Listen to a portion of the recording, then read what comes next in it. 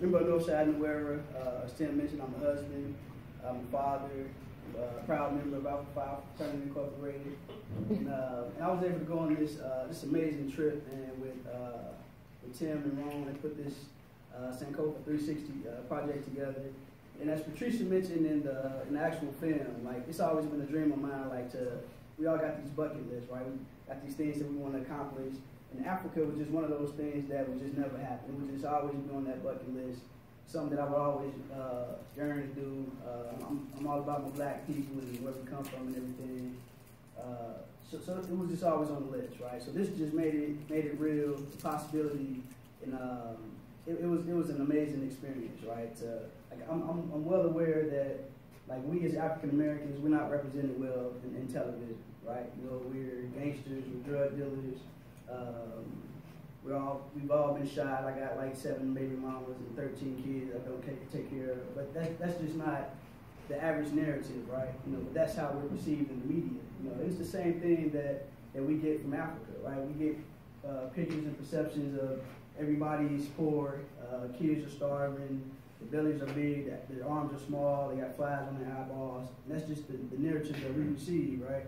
You know, but it's absolutely not like that. Just like we're not represented well, Africa isn't represented well. One of the first things that I noticed over there is how beautiful the country is. Like, it's a tropical country. There's palm trees everywhere. I can't eat mangoes the same. They just don't taste the same over here. It just doesn't, you know. But it's just so it is. It's organic, man. Somebody in the film mentioned how fresh the fish was. You know, it didn't look good with that fish. I think about that fish at least weekly. You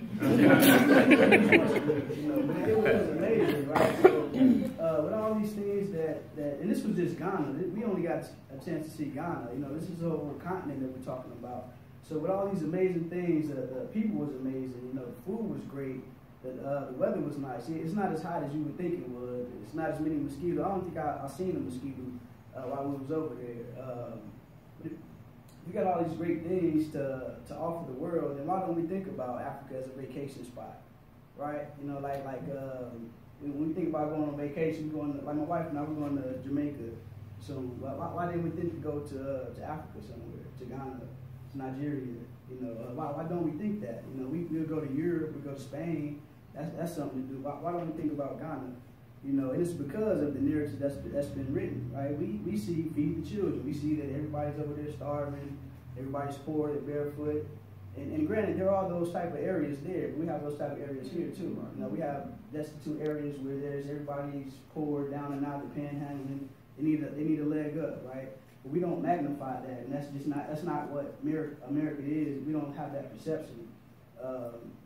But it's a beautiful country. It was a great experience, man. I told Tim at least probably 72 times, like, man, thanks. I appreciate this opportunity, man, because it was just every time you turn around, like, and those bofrokes, that fried bread that he mentioned, I think it's equivalent to manna. You know, that's what they was talking about in the Bible. Like, it was amazing, man. But the people was beautiful, man. There was a young lady that made an instant connection with Patrice. We went to one of the small country towns called Nuevo.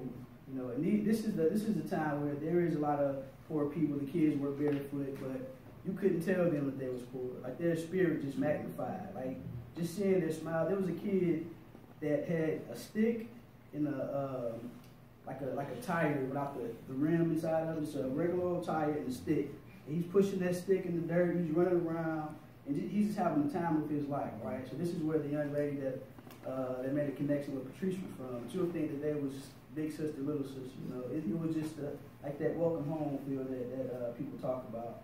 And another thing that I liked about this experience, it was that conference that we had to negate all these stereotypes that we have about one another. You know, like here in America, we hear that Native Africans, they don't like us because we don't take advantage of our opportunities here in America.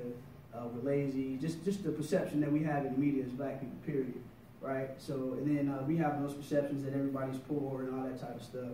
So at this conference that these guys put together, we got a chance to sit down with, it was about like 20 native Ghanaians, about 20 of us African Americans that went on this trip, sit down in a room much like this and just have that discourse, you know. And I was telling Tim, like I had some footage too that I recorded. I recorded a lot over there because it was just so amazing.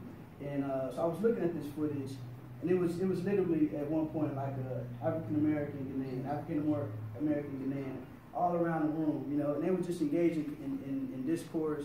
You would think that we was at like a family reunion or something. Like it was truly beautiful. But we was able to peel the veil back during that conference. You know, we talked about those ugly things. Like we heard that you guys think this about us. Why is that? We heard that we're told this about you guys. You know, we was able to dispel a lot of that stuff, and the main reason to do that was to bridge that gap that was intentionally put in place to separate African Americans from our native Africa, right? You know, the whole African diaspora is huge, right? There were Africans dropped off in the Caribbeans, Africans dropped off in Haiti, Dominican Republic, here in the States, Canada. You know, there's a whole diaspora, like we're everywhere, you know, but we don't have that connection to where home is, right? I have a coworker who went recently, probably like a month or so before we went to Africa, to Ghana.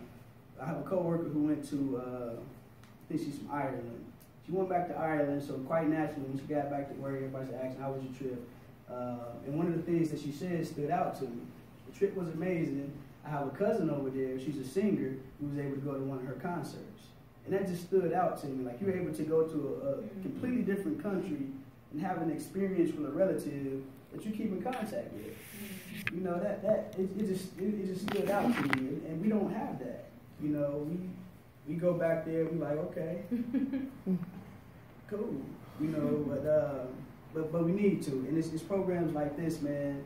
And I still thank Tim occasionally for allowing me to be a part of that. You know, bridging that gap is what we were able to do. We were able to dispel these negative stereotypes.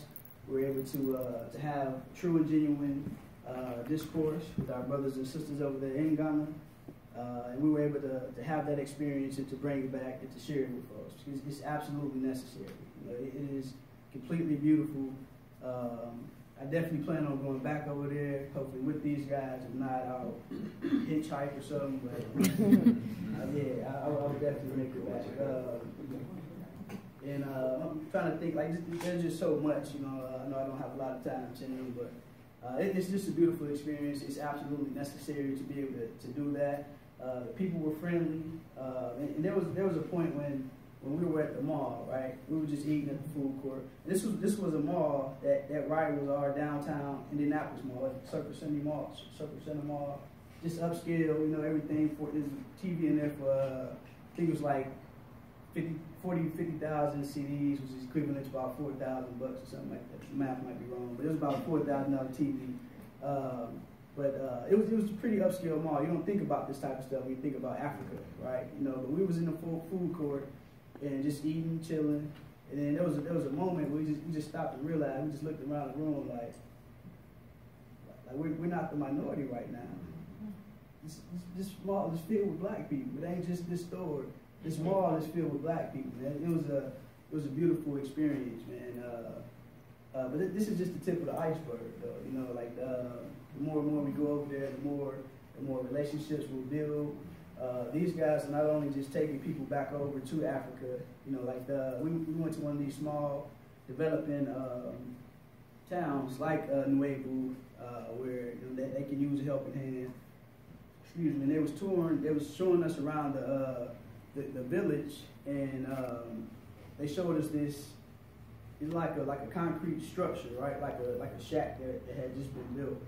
And these guys was able to contribute.